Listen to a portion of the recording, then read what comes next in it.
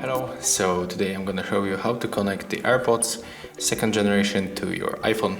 So for the first we have to go to the settings on our iPhone and click on the Bluetooth, turn it on, and right now we have to grab our case, open it, and just wait until the notification pop-ups on the iPhone. And as you can see, our AirPods are not connected to this iPhone, so let's connect them. Click here, and right now we have to move our case and click on this button and hold it until both devices pair. And as you can see, it is connecting. So now we can set up the Siri, but I really don't want to do this right now.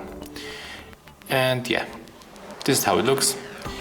As you can see, our AirPods and iPhone are paired, so you can now just use it. Thank you for watching. Leave likes, subscriptions, and of course comments below.